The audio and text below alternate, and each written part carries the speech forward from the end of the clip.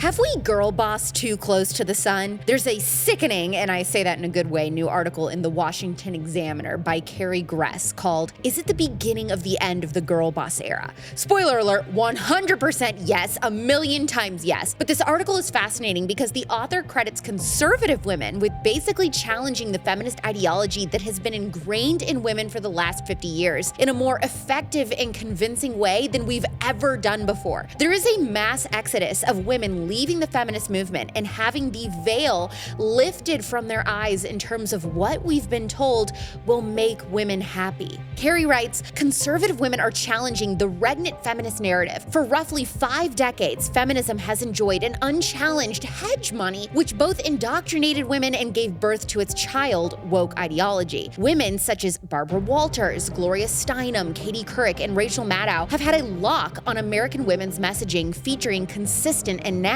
threadbare stories such as unequal pay for equal work, reproductive health, and the toxicity of masculinity. Let me just pop in to say real quick, all of those points that have been parroted by all those women and which have really driven the feminist movement have all been debunked now as lies. The wage gap is absolute BS. The minuscule earnings gap, and I'm talking like 1 cent between men and women, is just due to women making choices like raising a family, not wanting to work longer hours, or more physically demanding jobs. More women are graduating college, we're getting hired at higher rates than men, and we're making more money. Women earn 99 cents for every 100 cents men earn, aka this wage gap doesn't exist. The feminist movement told women that we needed abortion to be happier and healthier. In reality, abortion is a tool of exploitation of women. Everyone can see 4D ultrasounds of babies now. There is no denying this science and biology of what women are pregnant with, a human being. And when a woman snuffs out that life, she is wrecked with immense guilt and crippling shame, higher depression, suicide rates, and anxiety.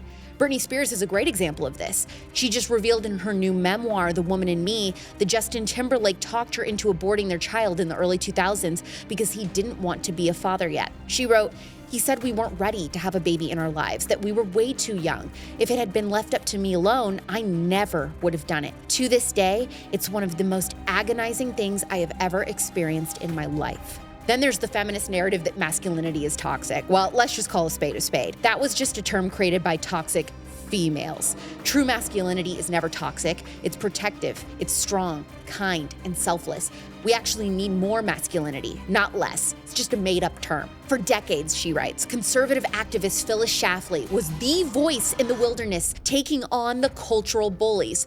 Her niece, Suzanne Venker, has carried on her aunt's legacy as America's countercultural coach with a podcast offering advice for women who want to figure out why they are unhappy in their marriages, careers, and even as mothers. Suzanne Venker was my guest in July of this year on the Spillover, who first talked about the downsides of Daycare, one of my most popular episodes of the Spillover ever. She is incredible. Carrie says Suzanne is not a lone voice anymore. A bevy of young, smart, articulate women have joined the scene. Perhaps best known are Candace Owens and Brett Cooper at the Daily Wire. Candace captured the general mood of the feminism and the woke world in her recent comments at a college campus. When asked about a transgender person who might be triggered by her presence, Owens replied, "Well, you've seen the video."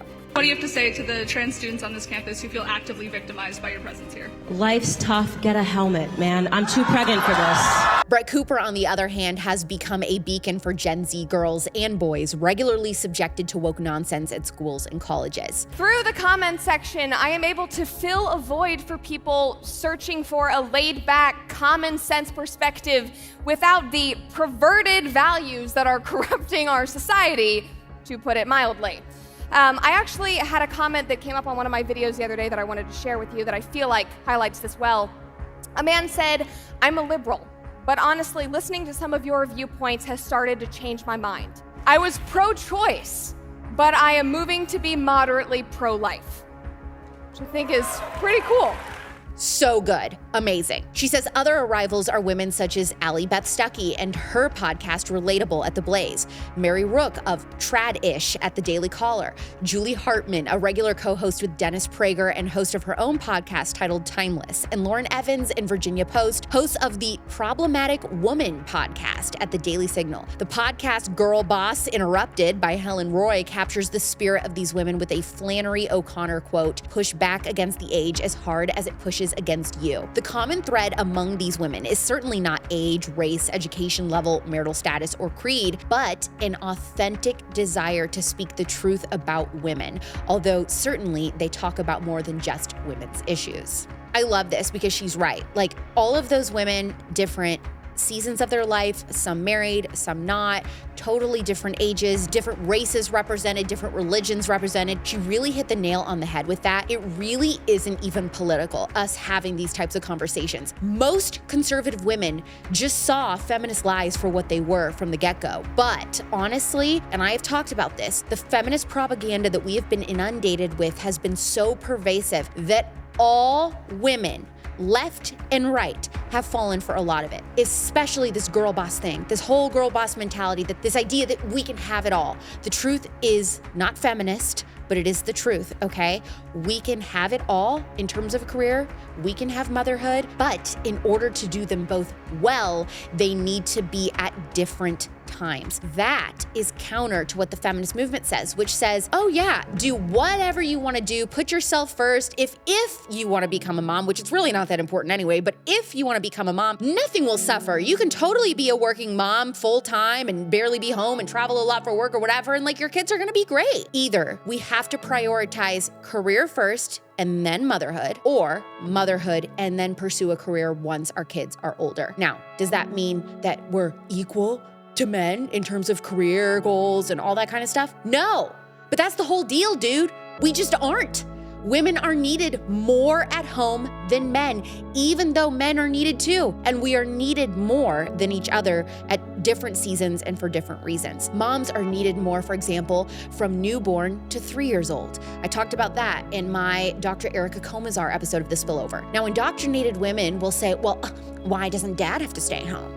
Why not dad? Because your baby doesn't need dad the way they need you in the first 3 years. This isn't about politics. It is about people and biological realities. And I personally am more interested in the truth than anything else. Let me tell you something. So I'm really good friends with Morgan Zegger. She's somebody who is really debating socialism and teaching young people about the dangers of socialism and all this stuff. I've worked with her as a contributor at Turning Point USA, and she's a really dear friend to me. We're both super interested in learning about what makes healthy marriages, and especially like living a non-toxic lifestyle, being crunchy, and a really big one is motherhood and lies surrounding birth and motherhood that we've been told for our entire upbringing, essentially. And the other night I was texting with Morgan and she said, Alex, this is my politics now. And I am in the same place in my life. When I tell people that I host a podcast in the conservative movement, it's always like, oh, okay, hard news of the day or whatever. And I'm like, no.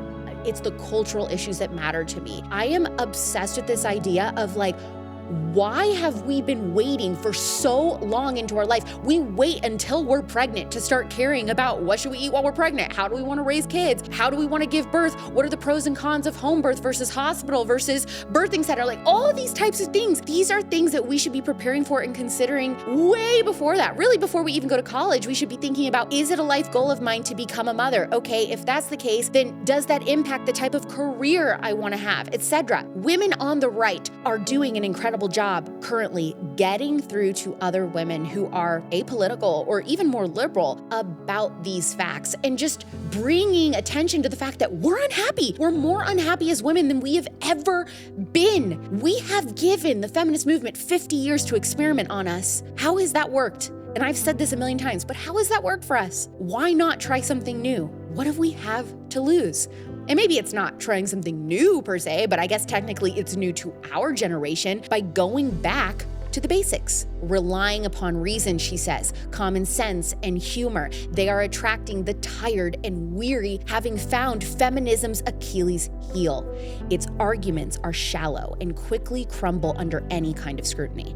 The other conservative advantage is that the kind of woman they promote is the same that has inspired poetry and song since time began. Though little known today, beautiful, self-giving, non-narcissistic women are compelling. She says no one should expect these women to agree on everything or that we will agree with everything they say. Conservatives often fall into the trap that unless we agree 100% with a public figure, we can't support them. This tidy attempt, Carrie writes, to keep our principles pure has the effect of shredding and tearing down good things that are actually building culture and expanding our messaging reach. To see how untenable this idea is, consider that even married couples don't agree with each other 100%. Conservatism isn't about cloning, but considering our best arguments. This gave me chills! Just scroll through the Conservatives Facebook group for 5 minutes. Scroll through the comments on several of the Instagram reels I have posted promoting my recent Spillover episodes. Everything she is saying is correct. This is like my life